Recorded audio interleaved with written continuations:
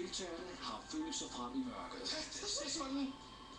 Fuck. Samuel, Soroka, Patrick og Inge er i farezonen. Det er tid til første eliminering.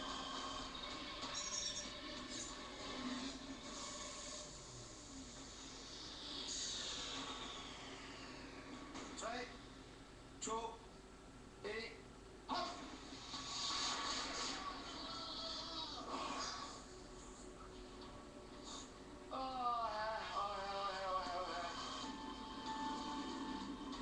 Patrick er måske stor i fysik, men meget lille, når det kommer til mod.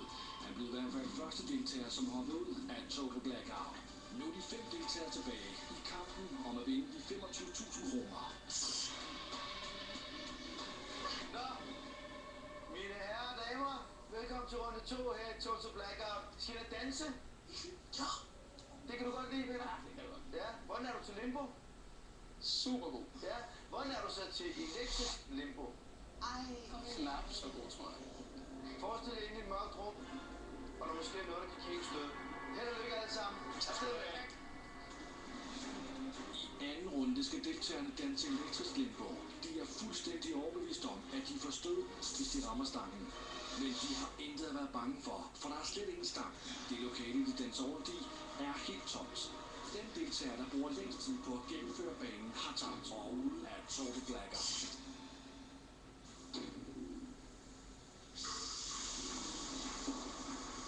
Jeg skal bare helt ned og gå, fordi jeg skal ikke blive svitset, jeg skal ikke blive rørt af den der, for jeg ved godt. Stød det ikke i mig.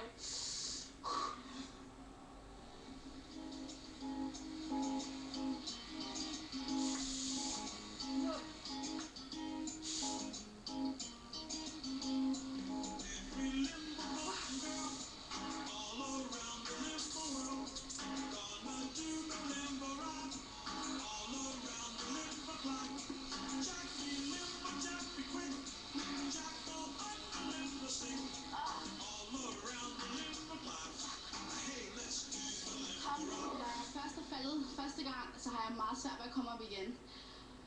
Fordi jeg kan høre de der elektriske lyde, og så bliver jeg automatisk bange.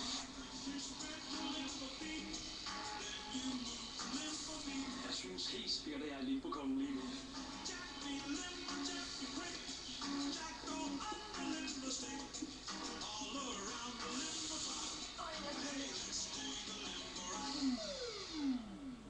Det føles ligesom om, at der er nogen, der tager en knivtang og forsøger at skrue dit bækkenparti fra hinanden.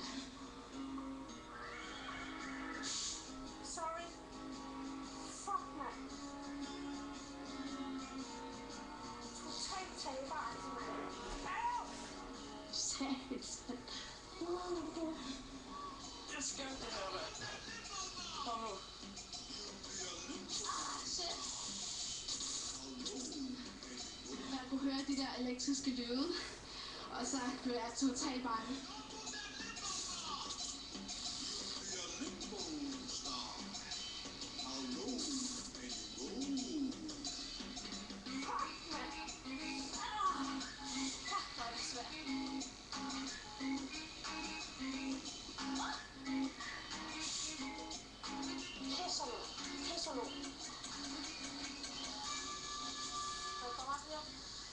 Min dansestil er noget af det værste, laveste, sølleste. Fuck det hele. Kom nu, Peter.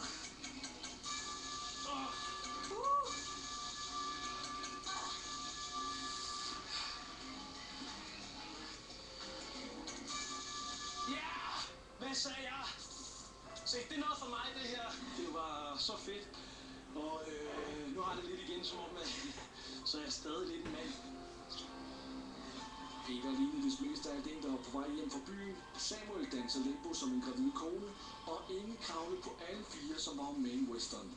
Medmindre man bare danser sådan ude på hendes bodega i Sydhavn. Det var i hvert fald afslutningen på elektrisk limbo. Og det er nu blevet tid til den anden eliminering i Total Blackout.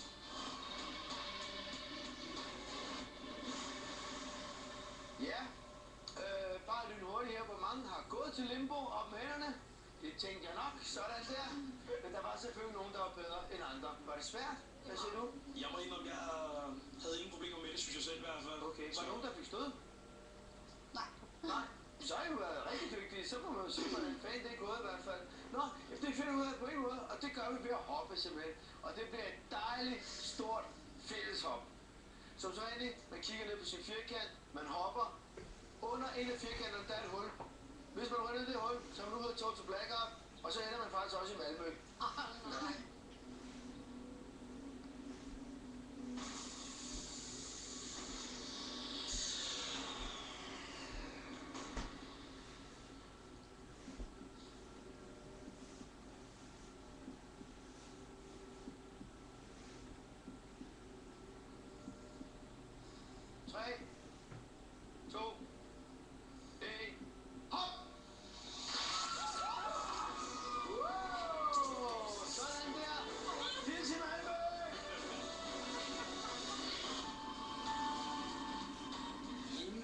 På alle fire, og den går ikke, når der skal danses limbo.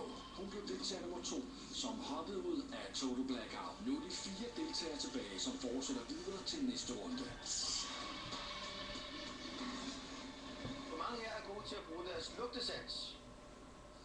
Nej. Hvor mange ryger? Det er lidt minus måske. Ja.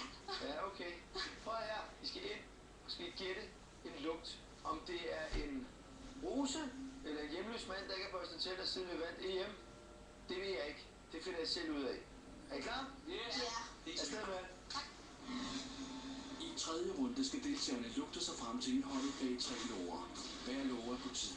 Og når I har gættet, hvad der bag den enkelte låge, inden tiden er gået, så er det videre til næste låge uden point. Den eller de personer, der gætter færrest låger rigtigt, har tabt.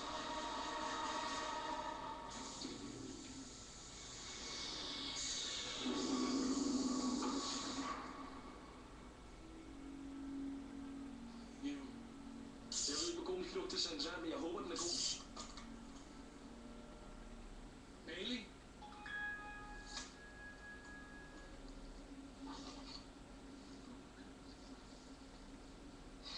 Lim. Jeg troede egentlig, det var lidt nemmere at kunne dufte ting, når man ikke havde noget syn, fordi at det der med sanserne og sådan noget. Men det var stadigvæk skide svært. Petroleum. Hårboks. Maling. Fedt, kom nu. Ja, jeg ved det ikke helt. Det er sådan det klister. Jeg har fået at vide, at man kan have dårlig lugtesans, hvis man ryger. Og det er nok derfor, jeg har det meget svært med at lugte, hvad der er. Jeg tror, det er noget lim. Gamle Ole, tror du, han er der? Nu må vi se, jo. Det kan godt være, han er derinde. Det ved jeg ikke.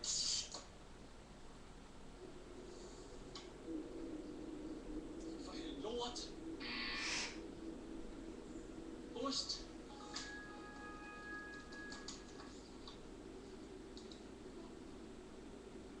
En ost. Kom så, Peter. Nu kommer den mest ubehageligste lugt ever, og for mig der er det sådan noget, ligesom laks smager. Hvis den lugt kommer op i min næse, så kan det få mig til nogle gange at sige, Ulrik. Ost.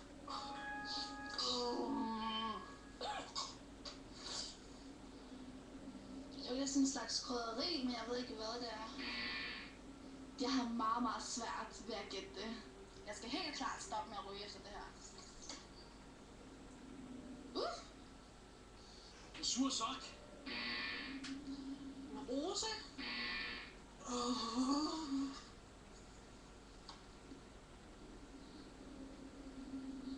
Ko.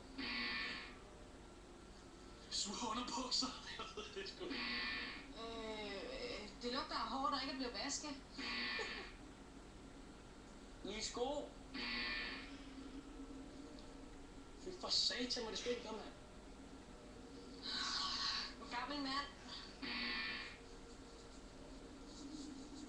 Jeg er helt blank, jeg kan ikke komme frem på det. Prøvet noget krydderi, men så tænker jeg, det er sgu lidt for skarpt til at være. En røv. Det værste, som man ikke gider at tænke på, det er en røv. Ej, jo. numse. Sur røv, altså. Ad! Føj, mand! Nej, nej! Det har med lov! Sur.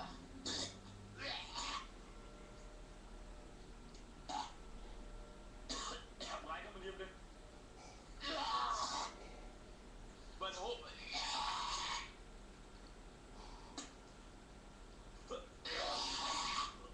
Jeg brækker mig lige om det. Hvad er det? Fortæl mig. Ej, jeg lugter til en røv, mand. Har jeg stået et minut og